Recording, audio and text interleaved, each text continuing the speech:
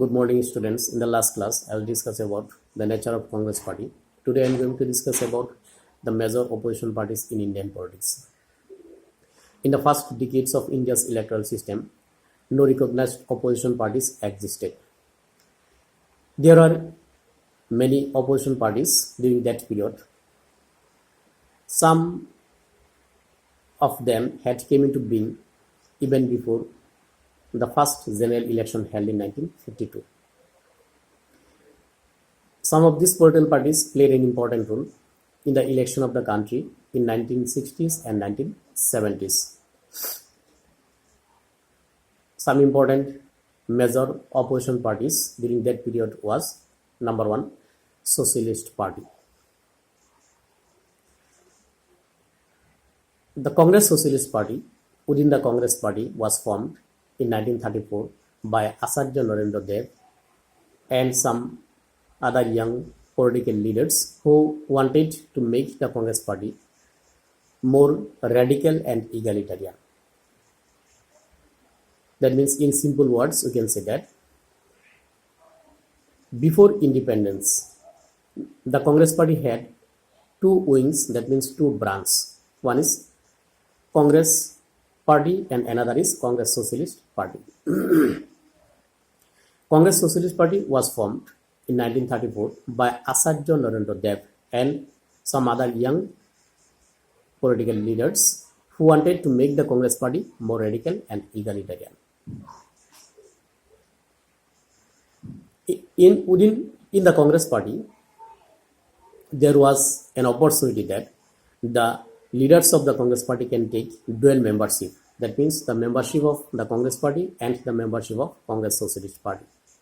But in 1934, the Congress Party amended its constitution for preventing its members from having dual membership. So, the Socialist Party within the Congress forced to form a separate political party which is known as Socialist Party. The Socialist Party was formed in 1948 by Acharya Narendra Dev.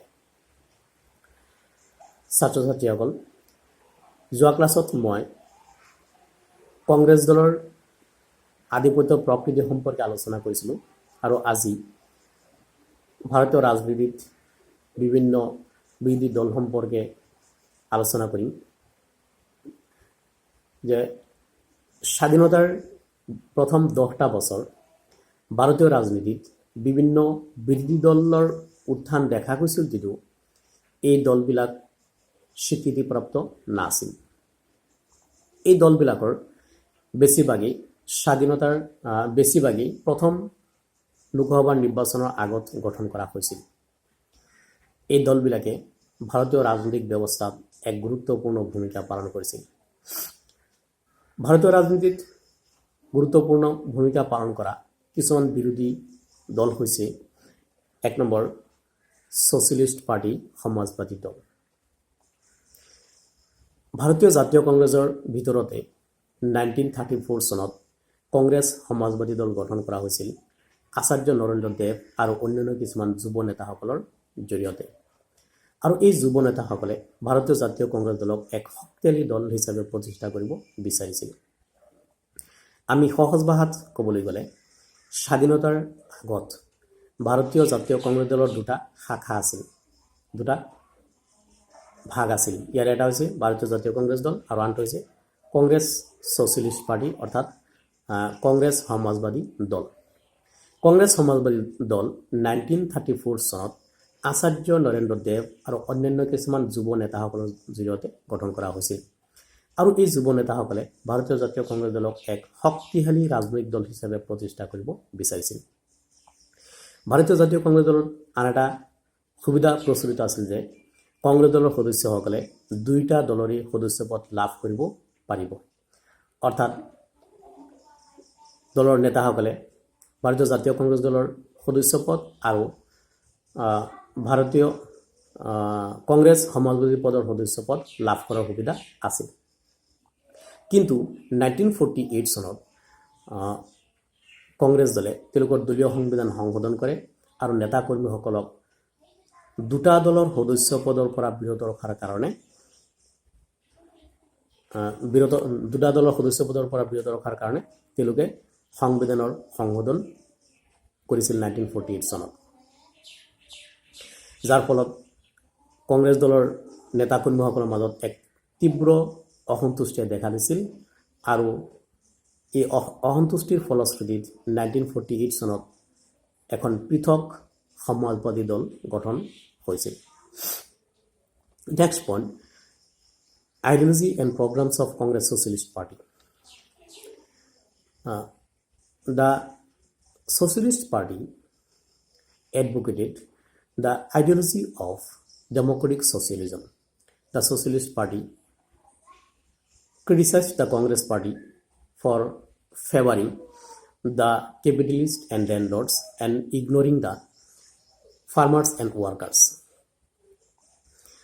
The Socialist Party also wanted that the foreign collaborations should not allow in non-essential sectors and in industries where sufficient indigenous technological know-how is available. The Socialist Party also opposed the concentration of economic power and monopoly. এতিয়া আমি দ্বিতীয়টো পইণ্টলৈ আহিছোঁ যে সমাজবাদী দলৰ নীতি আৰু আদৰ্শবিলাক কি আছে। সমাজবাদী দল সদায় গণতান্ত্ৰিক সমাজবাদৰ বিশ্বাসী আছিল। তেওঁলোকে কংগ্ৰেছ দলক তীব্ৰ সমালোচনা কৰিছিল, কিয়নো কংগ্ৰেছ দলে পুঁজিবাদ আৰু ভূপতিসকলক সমৰ্থন কৰিছিল আৰু কৃষক আৰু শ্ৰমিকসকলক অৱজ্ঞা কৰিছিল। ইয়াৰ উপৰিও সমাজবাদীসকলে যিবিলাক ক্ষেত্ৰত বিদেশী সহযোগিতাৰ প্ৰয়োজন নাই আৰু যিবিলাক উদ্যোগ স্থানীয় প্ৰযুক্তিৰ জৰিয়তে প্ৰচলিত আছিল, এইবিলাকৰ ক্ষেত্ৰত বিদেশী সহযোগিতাৰ তীব্ৰ বিৰোধিতা কৰিছিল। ইয়াৰ উপৰিও সমাজবাদী দলে অৰ্থনৈতিক ক্ষমতাৰ একত্ৰিতকৰণ অৰ্থাৎ অৰ্থনৈতিক ক্ষমতা মুষ্টিমেয় মানুহৰ হাতত সীমাবদ্ধ ৰখাটো আৰু একনায়কত্ববাদৰ বিৰোধিতা কৰিছিল, অৰ্থাৎ অৰ্থনৈতিক ক্ষমতাৰ কেন্দ্ৰীকৰণৰ বিৰুদ্ধে তেওঁলোকে সদায় মাত মাতি আহিছিল। Next point, the electoral performance of Socialist Party.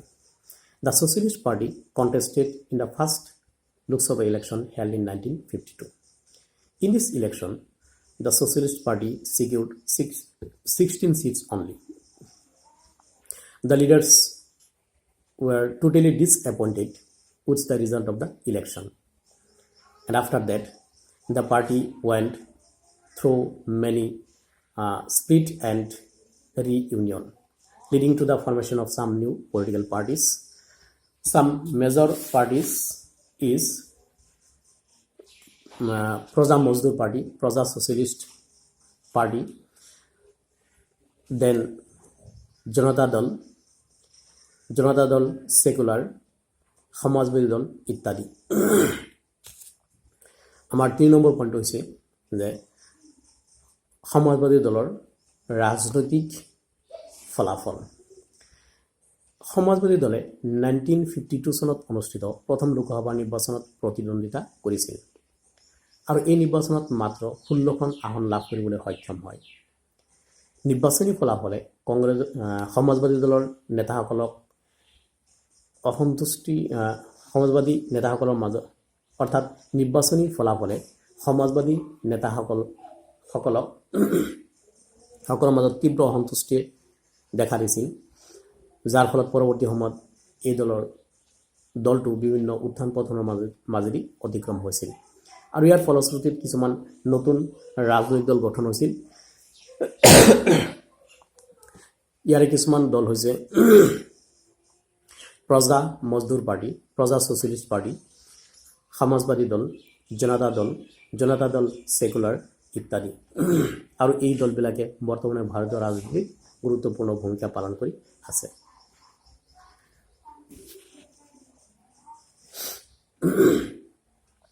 Next, major opposition parties in Indian politics is Communist Party of India. Communist Party of India was formed in 1954. However, the party was banned by the British government in 1934 and all of its leaders were imprisoned. During the Second World War, when the Russia joined the war favoring the British, at that time the leaders of the Communist Party also started to favor the British government. As a result, the British government lifted its loan which was imposed upon the party. ভারতীয় ৰাজনীতিৰ আন এটা গুৰুত্বপূৰ্ণ বিৰোধী দল হৈছে ভাৰতীয় সাম্যবাদী দল। এই ভাৰতীয় সাম্যবাদী দলখন 1934 চনত গঠন কৰা হৈছিল 1924 চনত গঠন কৰা হৈছিল। 1934 চনত ভাৰতীয় সাম্যবাদী দলৰ ওপৰত ব্ৰিটিছ চৰকাৰে এক নিষেধাজ্ঞা আৰোপ কৰিছিল আৰু ইয়াৰ মেক্সিমাম নেতাকৰ্মীসকলক কাৰাৰুদ্ধ কৰিছিল। কিন্তু দ্বিতীয় বিশ্বযুদ্ধৰ সময়ত যেতিয়া ৰাছিয়াই ইংৰাজসকলৰ সমৰ্থনত যুদ্ধত অৱতীৰ্ণ হয়, তেতিয়া সমাজবাদী দলৰ নেতাসকলেও ব্ৰিটিছসকলক সমৰ্থন কৰিবলৈ আৰম্ভ কৰে, যাৰ কাৰণে দলৰ ওপৰত আৰোপ কৰা নিষেধাজ্ঞা ব্ৰিটিছসকলে উঠাই লৈছিল 1943 চনত। গতিকে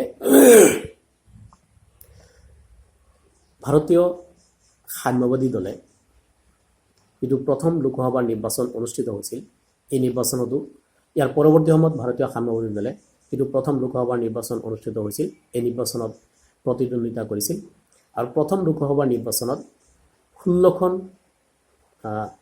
আসন লাভ কৰি দ্বিতীয় স্থান দখল কৰিবলৈ সক্ষম হৈছিল। ভাৰতীয় সাম্যবাদী দলে দ্বিতীয় লোকসভাৰ নিৰ্বাচনতো প্ৰতিদ্বন্দ্বিতা কৰিছিল আৰু এই নিৰ্বাচনত মুঠ 27খন আসন লাভ কৰি দ্বিতীয়বাৰৰ বাবেও বৃহৎ ৰাজনৈতিক দল হিচাপে নিজকে প্ৰতিষ্ঠা কৰিবলৈ সক্ষম হৈছিল। কিন্তু 1957 চনৰ নিৰ্বাচনত ভাৰতৰ ইতিহাসত আন এটা উল্লেখযোগ্য ঘটনা পৰিলক্ষিত হৈছিল, ঘটনা সংঘটিত হৈছিল। সেইটো হৈছে যে 1957 চনৰ লোকসভাৰ নিৰ্বাচনত সাম্যবাদী দলে কেৰালাত প্ৰথম সাম্যবাদী দল চৰকাৰ গঠন কৰিবলৈ সক্ষম হৈছিল আৰু পৰৱৰ্তী সময়ত কেন্দ্ৰীয় চৰকাৰে কেৰালাৰ সাম্যবাদী চৰকাৰখন ভাৰতীয় সংবিধানৰ 356 নং অনুচ্ছেদৰ জৰিয়তে 1959 চনত এই চৰকাৰখনৰ পতন ঘটাইছিল। নেক্সট আমি আহিছোঁ এই দলৰ নিৰ্বাচনী ফলাফল।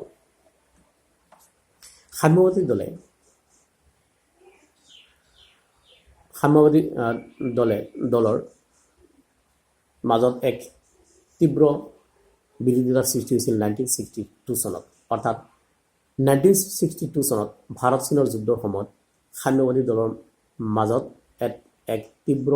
ভাৰতীয় সাম্যবাদী দলৰ মাজত এক তীব্ৰ বিৰোধিতাৰ সৃষ্টি হৈছিল। সাম্যবাদী দলৰ এটা গোটে ভাৰত চৰকাৰৰ নীতি আদৰ্শক সমৰ্থন কৰিছিল আৰু আন এটা গোটে